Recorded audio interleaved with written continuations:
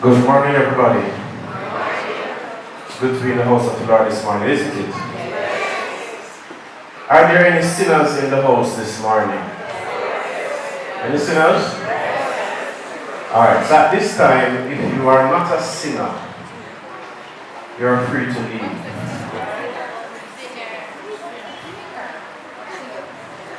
Anybody? You're not a sinner, you're free to leave. I want to read a dictionary definition for us this morning. It's the word posture. It says a posture is a position of a person's body when standing or sitting. The second definition says it's a particular way of dealing with or considering something. It's an approach or an attitude. And I don't want you to be afraid of the stones that I have here this morning, but this morning we want to examine our posture. Amen? Our theme is living by faith, a faith that forgives. And forgiveness is one of those things that many of us struggle with. Anybody here struggle with forgiveness? Sometimes it's easy to forgive others, but sometimes it's hard to forgive even yourself. Amen? Amen. And so this morning we want to talk about our posture. Let us pray. Dear Lord, we thank you this morning for this beautiful day that you have made, this beautiful June morning. We pray, Lord, that as we come to your word, that you will bring it to life for us, Lord. We pray, Lord, that you will challenge our hearts. We pray, Lord, that you will give us even one thing that we can apply. In Jesus' name we pray. Amen. Now, sermons are usually teachings in 3 or more points, and they generally are full of things like thou shalt and thou shalt not. Amen? However, this morning I want to use the sermon to tell a story, and I want it to be a little bit different. This morning I'm going to be telling you a fictional story. But I want you to see if you were present when this story was being told, what would your posture be? Remember the definition I said for posture? Posture is how you stand or how you sit or how you approach a particular thing.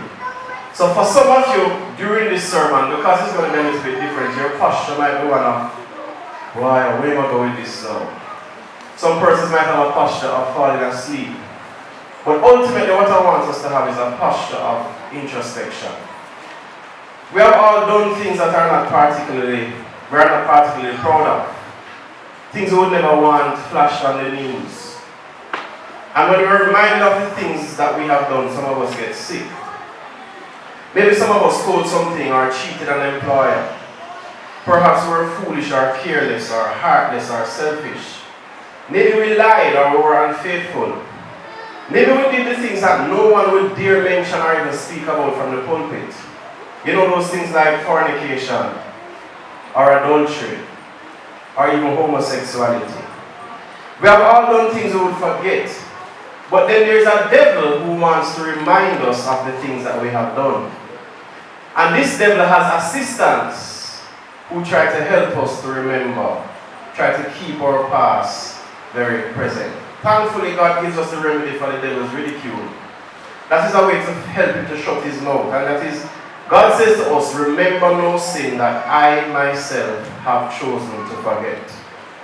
But the devil records our sins while Jesus is busy erasing the tape. Now from the story that was read for us this morning, we get a classic example of Jesus' response to our sin. The story is told of a woman who had been caught in adultery, and based on the customs of the day, this woman should be stoned to death. The Bible does not give much detail about the characters of the setting, but we're going to use our imagination this morning. We have imagination? We're going to use our imagination this morning, and I'm going to be adding a little bit of fiction to this story. And I'm going to be retelling this story in a little different way. As I share this story, I want you to think about your posture. And I've taken much of the story from this book, Hugs from Heaven, by Karen Loveless. So while parts of the story are fictional, I pray that as you listen to the story, you will think about your posture. What is your posture? In John's Gospel, as we get to chapter 8, we see Jesus preaching and teaching and performing miracles. The profound nature of his speech and the miracles he performed got many people excited, and the religious establishment became nervous, but Jesus was threatening their livelihood. The people began to overlook them. Instead of running to them, they were going to Jesus, and they were asking questions like, is this Messiah? The religious rulers wanted to seize him, but his popularity meant that they couldn't do that without inciting the people. So they had to find a way to trap him. So late that night, while many people lay in bed doing their various things, and the old man is busy stroking his beard, thinking about the law. How can I find a way to trap Jesus, he thinks to himself. In another hut across town, a jealous temple priest struggles to come to terms with the failing numbers at his noonday sermons. Surely he thinks to himself, there must be a way to imprison this man for his teachings. He has no formal religious training. He has no priestly lineage. How can he command more attention than I do? Elsewhere in the hours before dawn, a woman sits in her jail cell. She's barefooted and she's half-dressed. She runs her finger up and down a jagged crack in the cold stone floor. Over and over she traces the crevice until her finger is raw and numb. Tears streak down her face. She's exhausted, but fear of what the sunrise will bring has stolen her sleep. It has been a long night. No, rather make that a long life. How could she have been so stupid? Why hadn't she been more careful? All night she tried to figure out, how could they have found out about her?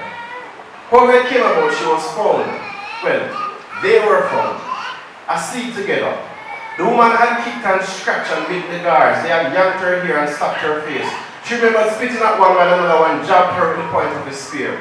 That's when she noticed that he was gone. Maybe her lover had gotten away.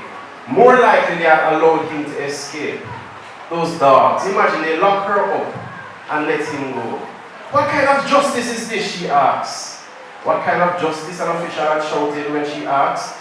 I'll tell you what kind of justice. We have witnesses who say that you were the one who tempted him. You are responsible for his wickedness. And in a few hours, you are going to pay for it. Not far away in the temple courts, the eager ones trickled in before daybreak. Never mind the hour. Never mind that the feast is over and their families and business are waiting. Rumor has it that Jesus is going to be there that day, creating more controversy, making more outrageous claims, and infuriating the current leaders of the law. What do you think he will say today? One man asks. I don't know. I've heard some say he's the Christ. But how can the Christ come from Galilee? And these were some of the comments that you could hear from the crowd. Pacing back and forth, the woman pulls a bed scarf around her shoulder.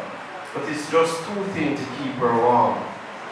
At dawn, the teacher and his disciples come down from the olive groves outside the city. He's coming! I see him! Someone shouts. A moment later, Jesus enters the temple as welcome and as regal as a prince. People flock to him, arms fluttering like moths drawn to a flame. They think it's because he's a celebrity, but Jesus knows different. This is how it has always been and will always be in the presence of Jesus. Anywhere that Jesus shows up, there's a difference, and lives are never the same. So Jesus sits down. His eyes wander over the crowd because it's a mixed lot. There are disciples and there are doubters. There are followers and there are fault finders. There are supporters and there are skeptics. If Jesus wanted to, he could call them out and make a show of exposing the secrets of their souls. But he has more important things to reveal to them, more amazing secrets to tell. So Jesus opens up his mouth to speak, and the crowd lowers to a hush. In a dark corridor, a guard pushes the woman and says, "Let's go." "Where are you taking me?" she asks in terror. "Shut up and walk," he says. Now a small group of religious lawyers and priests wait outside for the woman. You see, they have conspired and consulted and think that perhaps they can kill two birds with one stone. Or better yet, they could get a big fish and a bird. So the woman is bait for the fish. When she finally appears, they sneer with disgust. Then they march ahead of her. So in the temple, Jesus is there teaching when the scribes and Pharisees enter the courtyard. Know what? A disciple wonders under his breath. Jesus knows these men. Some of them have been out to get him for a long time. He has eaten in their homes, he has talked with them privately. When he was just 12 years old, he sat and reasoned with them. These rulers appeared rattled and barged up to Jesus like they owned the place. Curiosity gets up to meet them. That is when Jesus realizes that this woman has been pulled along behind them. She's panic-stricken and she's humiliated. One of the Pharisees motions to her guard and he pushes the woman before the crowd. While it is customary for persons caught in such sins to be detained and taken for trial, it wasn't customary for these matters to be tried in public. Her accusers were more anxious to use her situation to trap Jesus. Despite their attention to the details, they were willing to overlook those prescriptions. In this instance, it was more important to prove their point. They felt they had Jesus cornered. If Jesus said yes, you should stone her, he could get in trouble with the Roman authorities because they did not allow executions without their approval. And if Jesus said don't stone her, it would appear that he was soft on sin and soft on the law. So here's this woman now in the middle, clutching her scarf, and she hangs her head in shame. Murmurs rust around her. Some in the crowd crane their necks or stand on their toes to get a better view. And so now a game of postures begins. The first posture we see standing tall and proud. Out comes the teacher, the scribe. He says, "Teacher, this woman has been caught in the act of adultery." In the law, and normally when persons adopt this posture, they usually like to quote Bible verses. In the law, Moses commanded us to stone such a woman to death. No. What do you say? Again, they twisted the law to accomplish their aims. Because the law had prescriptions about how a death sentence was to be administered. And in those situations, the man was also to be present. But their posture was an attacking one. They would not be swayed from their goal. The woman stares at her feet, shaking and confused. Her posture, while standing upright, suggests fear and shame and guilt. What's this about, she wonders. Why do they consult this man? Why should he care about me? Slowly, Jesus changes his posture. Notice Jesus' posture. He comes down to the woman's level. He squats down as if drawing. And they begin to wonder, what is he drawing? Jesus, did he hear the question the scribe repeats? What do you think we should do with her? But Jesus doesn't flinch. His finger loops and swirls in a thin layer of sand. It's a curious sight. It draws all eyes to him instead of the woman. Stop playing games with us, Jesus. If you don't have an answer, then be man enough to say so, one of the scribes says. After a long pause, Jesus straightens up, folds his arms across his chest. With a laser-sharp glare, he studies each Pharisee. Then he says firmly, if any one of you is without sin, let him be the first to throw a stone at her. Again, Jesus changes his posture and he bends down to write. But what is he writing? Maybe he's listing names or maybe he's doodling. And then there is silence.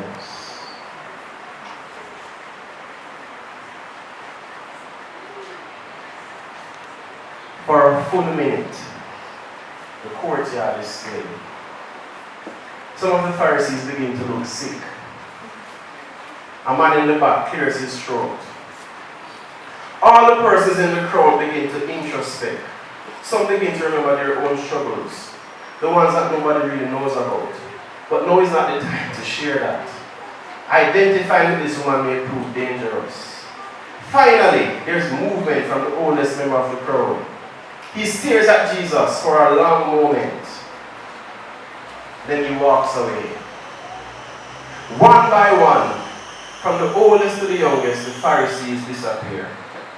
Defeated, empty-handed, they have neither caught their fish or their bird. When they have gone, Jesus stands up and he turns to the woman and he says, "Woman, where are they? Has no one condemned you?" The woman blinks in disbelief and answers, "No one, sir." But there is one left who can demand her death. She doesn't understand that this is the sinless Son of God who is speaking to her. But instead of striking her down or ridiculing her before the crowd, he comes as the Lord of love, reaching out to lift the latch on her cage. And he says, then neither do I condemn you. Go now and live your life of sin. These words pound the woman's heart. They crack it open, feeding it warmth and light, bringing it back from death. Not condemned. Does that mean that I can go? Does this mean that I am now free to live? The woman looks into the eyes of this stranger, the Savior, for assurance, and then she sees it. All the proof of her pardon she needs is there in the face of Jesus shining back at her. She feels awkward.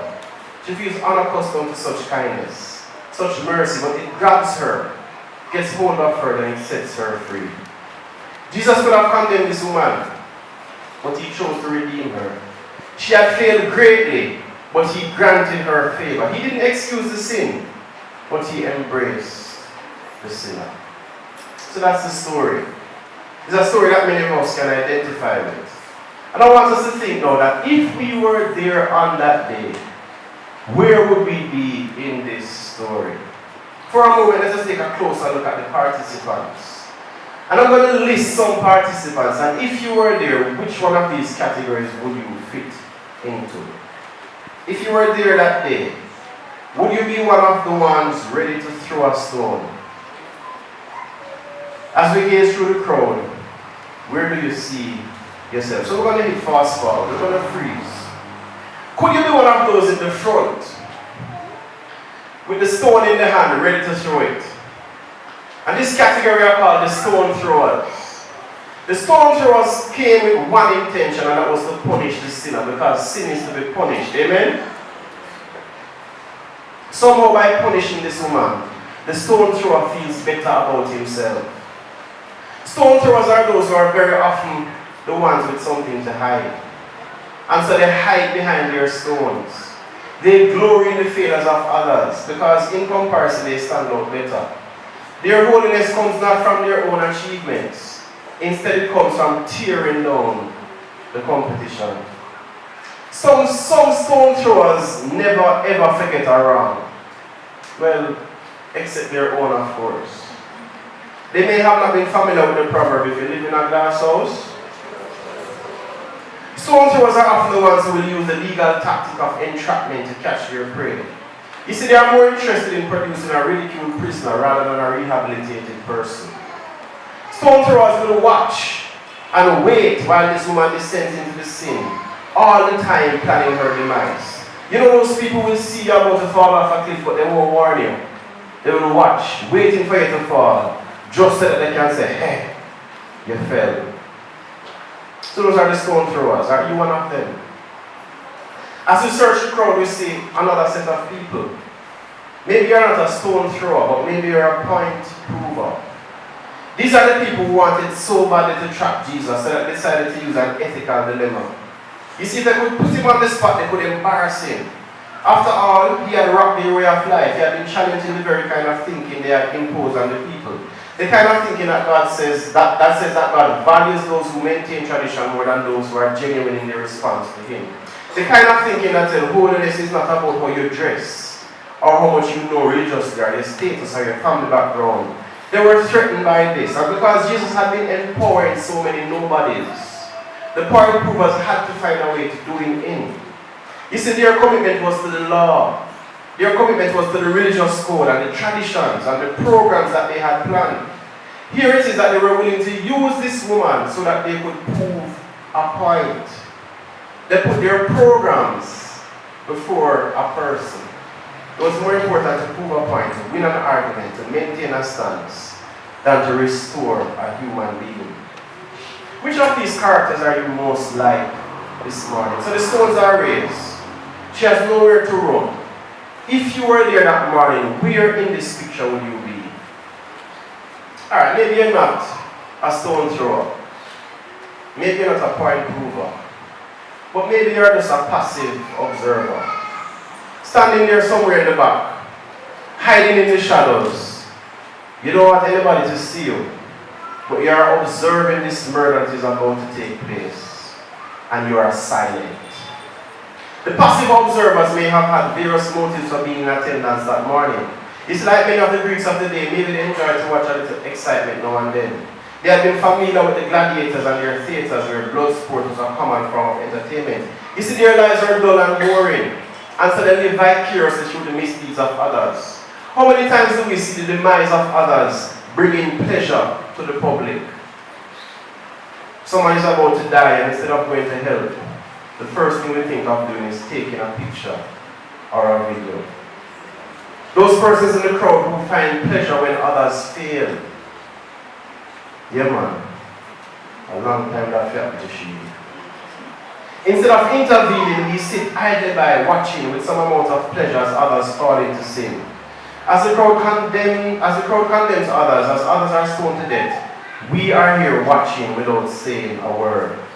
You see, there are some passive observers in attendance that didn't like to watch. As a matter of fact, they weren't even in agreement with this woman being punished. But they were not going to speak out against the establishment. Who, me? Nah, say nothing. Yes, they empathize with the woman and her condition, but they would not dare speak out. They would rather stand in silence and watch as she is condemned.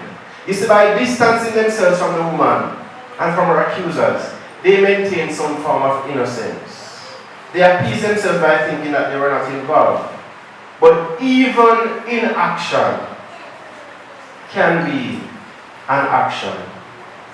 Even though they were not the ones ready to throw stones, they are just as guilty. Maybe they were not confident in their knowledge of the law or the regulations. They weren't ready to challenge those who knew it all. Maybe they lacked the skills of speaking out and articulation, so they would rather just sit and observe. By then, the woman would be dead, and it would be too late to save her. But it's never too late to gossip and speculate about what could have been. Maybe you're a passive observer wanting to speak out, but afraid that if you do, persons will say, wait, but you committed that sin as well. And so for fear of being inexpatient, you sit silently, horrified but silent.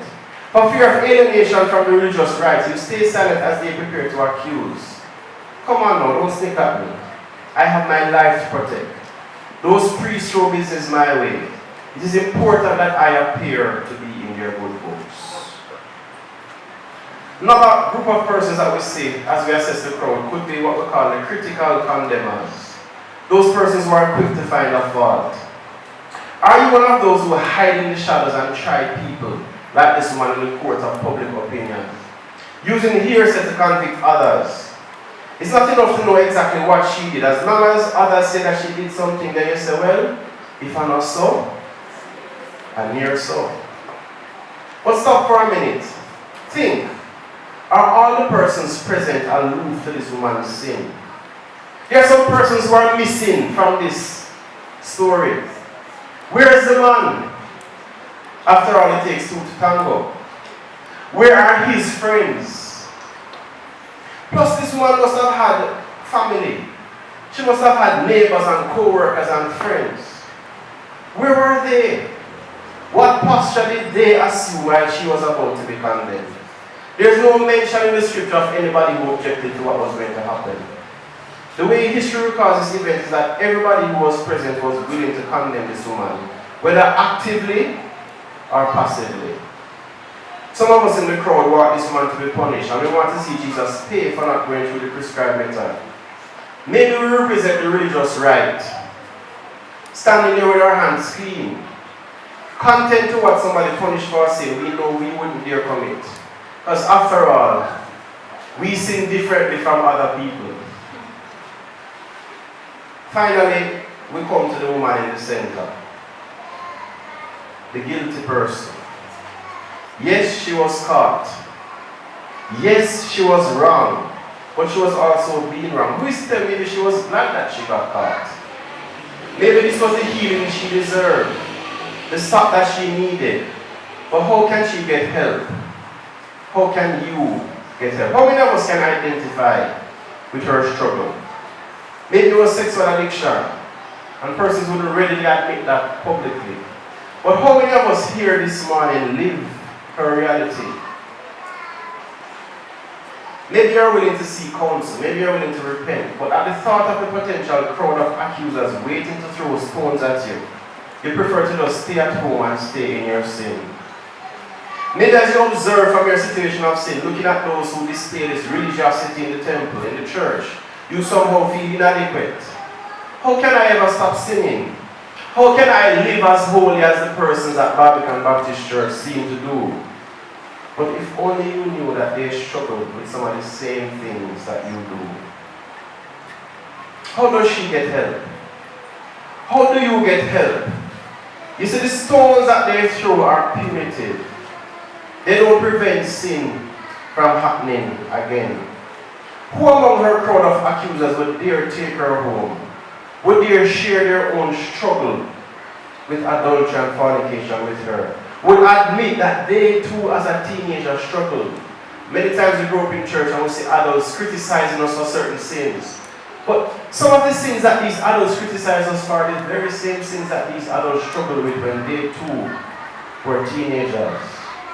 How many adults would be open enough to admit that? For fear of being identified as a sinner, you prefer to remain silent, in the shadows, criticizing and judging. What should be your response to this story? Which of the characters will you identify with? Now, I admit that I have made the story a fictional story, but the implications are true. Which of the characters are you most like? If you were there that day when that woman was about to be stoned, would you be one of those persons with a stone in hand, ready to condemn? Would you be one of those persons on the sideline, afraid to speak out? Or would you be beside her because of your sin, ready to be stoned? What posture would you have adopted that morning? The interesting thing about this story, as I have put it, is that it doesn't matter who you are or where you were in that story. All the postures are wrong. Except, of course, for Jesus. And Jesus' posture is that he stooped down.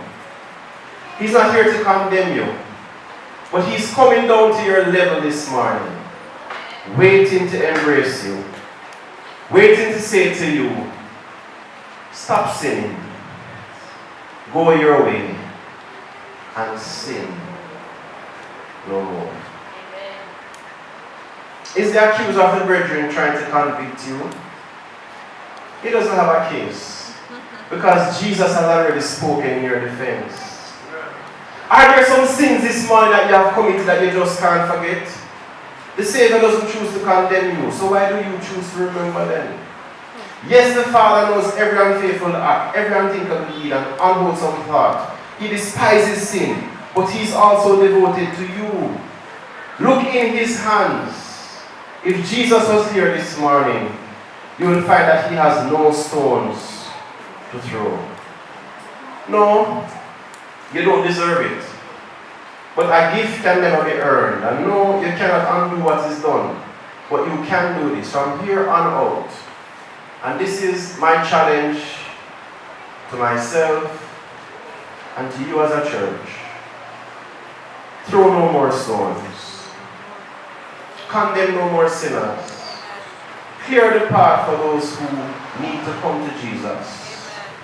Examine your posture to the sins of others and to the sins within yourself, and realize that the only real posture that we can have is the one that Jesus adopted.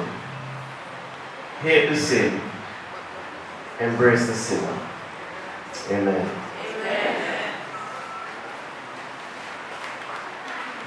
We're going to think about this message.